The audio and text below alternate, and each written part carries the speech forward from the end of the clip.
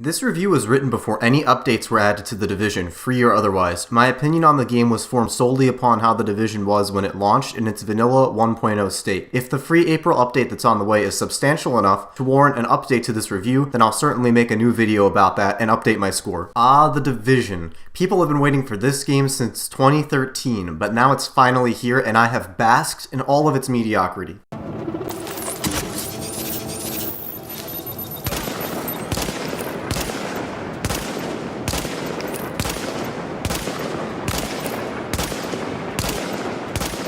I already had tempered my expectations going into this game after playing the open beta, which I found to be not necessarily bad or particularly good either. I will admit that some elements of the full game proved to be a tad bit better than I expected from playing the beta, but let's start with one thing that hasn't changed at all: the gameplay. In my beta review video, I said that The Division's gunplay and movement felt like Spec Ops: The Line, an observation that I'm still sticking with. If you're not familiar with Spec Ops, The Division's gameplay is what you would come to expect out of a B-tier third-person shooter in a post-Gears of War gaming market. That is to say that you're supposed to hide behind cover and pop up when the enemies conveniently decide to leave their cover. The cover system feels as if it was shoehorned in due to the Tom Clancy license, a license that, to me, evokes a more tactical and calculated combat style than your average shooter game. Unfortunately, due to poor game balance and enemy design, the cover system is more a crutch than it is a tactical decision. More on the game balance later, but throughout my time playing, it felt more useful to run around Rambo style and jiggle peek manually out of cover. I only found myself using the cover system the way it was meant to be used when I encountered overwhelming amounts of enemies or a bullet sponge that necessitated it.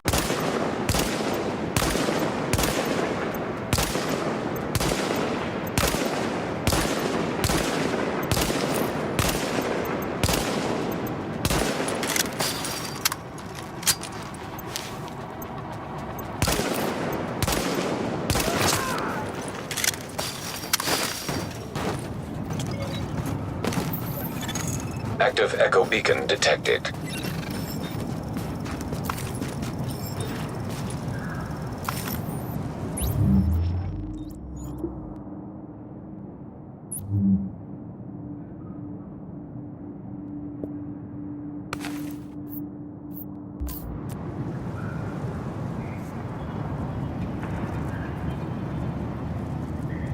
I played the entire game with mouse and keyboard, which, to The Division's credit, is unusual for me to do in a third-person shooter. 99% of the time, I prefer a controller for these types of games. I did give it a go with my 360 controller, but it felt very restrictive compared to mouse and keyboard, but I could see how the controller might be a little more conducive to that cover-based gameplay. The actual shooting or gunplay in The Division is just profoundly bland. There were only a handful of guns that actually felt unique, and even those lacked the concussive punch that games like Destiny or another third-person game like The Last of Us have. It's admittedly more difficult to convey different feeling weapons in a third-person shooter, but in a game where the only interaction with the world around you is shooting and your main motivation to keep playing is grinding for new weapons, it should be a priority. While there aren't traditional RPG-style classes in The Division, there are 3 different skill trees that fall under the typical healer, damage dealer, and defense tank categories, and you can mix and match those as you please. As someone who spent a lot of time playing solo, I found the healer abilities to be a necessity. I was always running out of health packs the entire time I was playing, and these abilities helped to offset that. When I played the main story missions, I did do some matchmaking, and there was some synergy between my and others' abilities, but it's not something that you need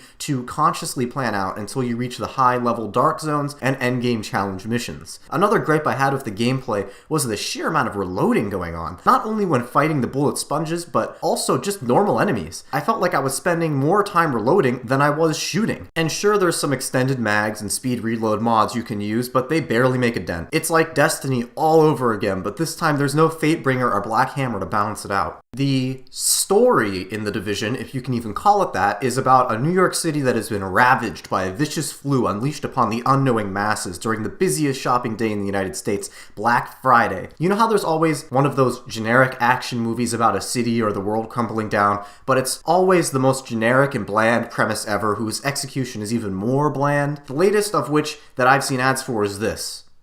Yeah, that's basically The Division, with slightly different variables. Don't you ever wonder how these movies still get made? I said if you can even call it that about the story, because after completing a fuck ton of missions, this is the kind of grade A storytelling that we're treated to. You did real good, hooking stuff up.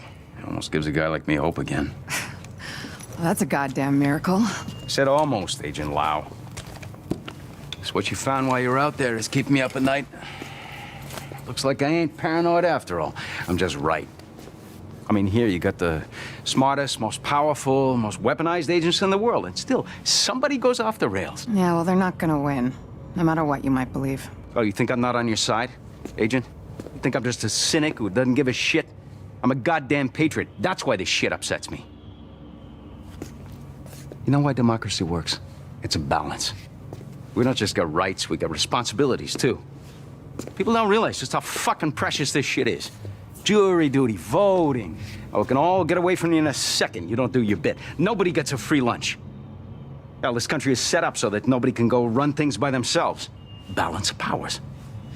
And then some asshole decides to create the division. It breaks everything. All of the power, none of the accountability. It's the opposite of everything this country stands for. Of course it didn't work. So now, what do we got left? Good intentions. Hey, and us. All of us. And I've got a hell of a lot more than good intentions. We're gonna do this. And we're gonna do it the right way. I want that to be true, Agent. I do. But I don't see what makes you different from the rest. I just hope for all our sakes that you are. And just like Destiny, here our dumbasses are to be the little bitch of whoever demands we, the player, do a menial task for whoever happens to be asking that day, cleaning up the remnants of anything that could possibly have been interesting in this world, both figuratively and literally. Our enemies are these various factions that are intended to have their own style or gimmick to them, but at best are completely unmemorable or at worst are laughable. Think Mad Max Fury Road, but not good at all. For most of the beginning areas, you'll be fighting the rioters, which are just common thugs, but all I can remember about them is the line of dialogue, "They got Alex," which, I shit you not, triggers at least 50% of the time when you're killing these guys. Unfortunately, I didn't record too much early game footage because I didn't want to overlap with what I already had from the beta, but to think that you would record so few lines of dialogue and then have one of them be a specific name like that is just indicative of how much care to detail went into the Division. Another choice line from the faction that's made up of prisoner escapees, they love saying, "Sayonara, bitch." Classy and original. The Division also gives a whack at the whole ambient storytelling thing from The Last of Us, which goes over about as well as you would expect.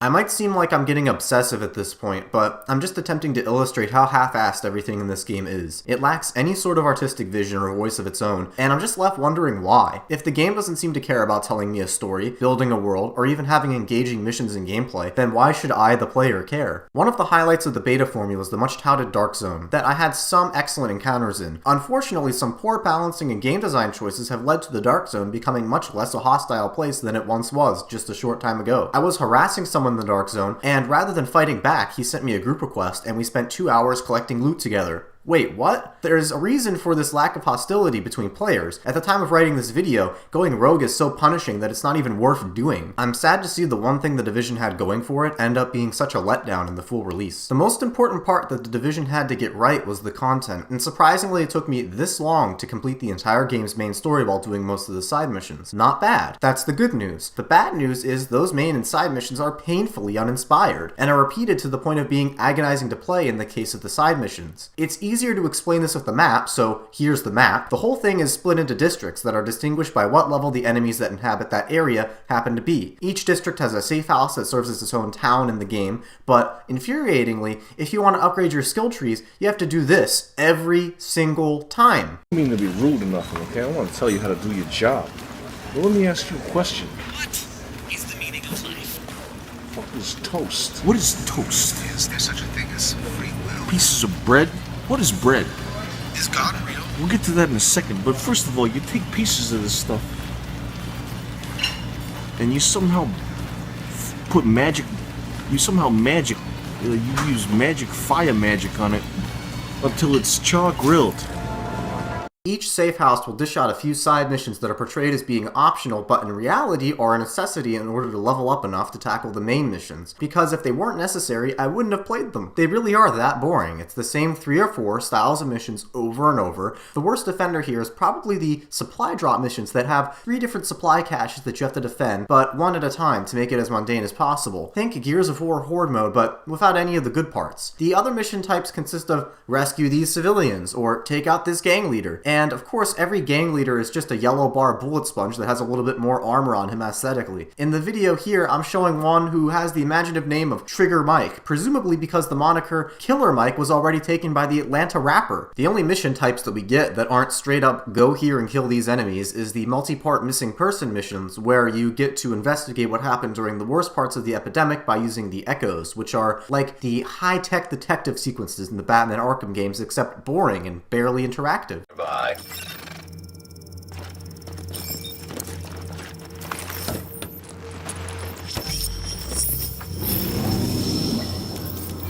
This is your final warning. Comply or you will be forcefully removed.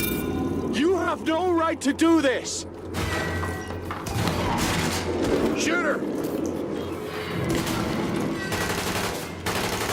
80% of the main story missions are about taking down the factions that I mentioned earlier. You do some preliminary work to find their lair and then find their leader, who is always a big beefy bullet sponge that takes a good 10 minutes to kill. Every single boss except one is like this. The last boss is actually a guy in a helicopter that makes rounds around the map and drops down AoE projectiles that you have to dodge. It's not a good boss, but I have to mention it because it's the only boss in the game that had any sort of thought put into it at all. Some of the missions at least look nice visually, like the library in the Russian embassy, or the Gastown-esque home base of the cleaners. The graphics in this game, though, have been a point of contention. How much were they downgraded? Was the PC version held back? Etc. It's an outright fact that they were downgraded from the E3 footage of the past, but the game can still look good depending on the situation that you're in, and how many garbage bags and Christmas lights there are. It's really odd, though, because certain things look amazing, and other things will look kind of bad. The lighting effects are great, though. There's this one ability where you can drop down these orbs that split up and find enemies, and the lighting effect that comes out of them is ridiculous. I did play The Division on PC though, so I had the added benefit of high frame rates and slightly improved graphical options. Throughout my time playing, I had no frame rate drops or issues, and the game ran very smoothly. That being said, this game is still as terribly optimized as it was in the open beta. You're going to need a serious PC to play this game on Ultra at 60 FPS, and even then, it still doesn't look as good as it was promised to be. Other games like the recent Star Wars Battlefront from DICE look better than this game and are optimized way better.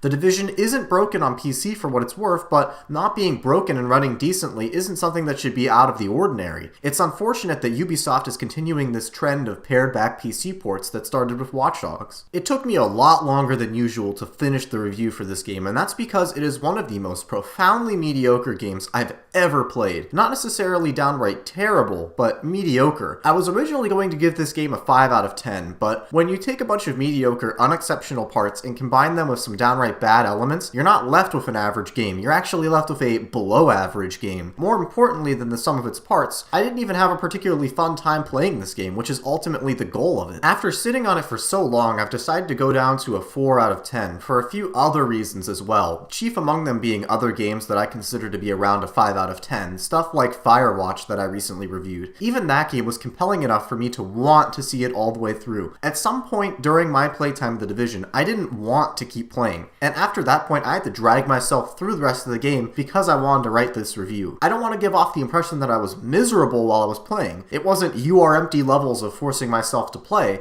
but when I think of a 5 out of 10 or average game, there's at bare minimum something decent that keeps it from being below average, and I'm frankly struggling to find that with The Division. Even Vanilla Destiny, a game that I played long before I started doing reviews and videos, had elements that were decent and memorable in spite of its monumental flaws. The Vault of Glass raid was memorable, the shooting mechanics were pretty good, and there was an undeniable allure to the exotic armor and weaponry. The closest thing The Division has to that is the Dark Zone, which really isn't that great. It's equal parts sad and scary that one of the most anticipated games of this year will probably be forgotten by myself and many others before the year is even out. It's a trend that's seemingly been going on since the two main 8th gen consoles launched. This ravenous cycle where the games are shown off and touted as the second coming, only to be pared down to the most disappointing level it released to the dismay of many eager fans. It happened with Watch Dogs, Destiny, The Order 1886, Star Wars Battlefront, and now with The Division. I know that most people who wanted to play this game probably have already bought it, but as far as recommending it, well, it should be clear that I would not. Especially for solo players, you'll get bored real quick. I could, however, see a group of 4 friends eking some sort of enjoyment out of this game, particularly for those who have gotten fatigued on Destiny and want something similar to play with your group of friends, but even for those people, I don't really recommend it. It's not going to be the most well-spent $60 of your life. If you played The Division, let me know what you thought of it down below, if I was too harsh on the game or not harsh enough, and tell me what your favorite line of corny NPC dialogue was. And as always, thank you for watching.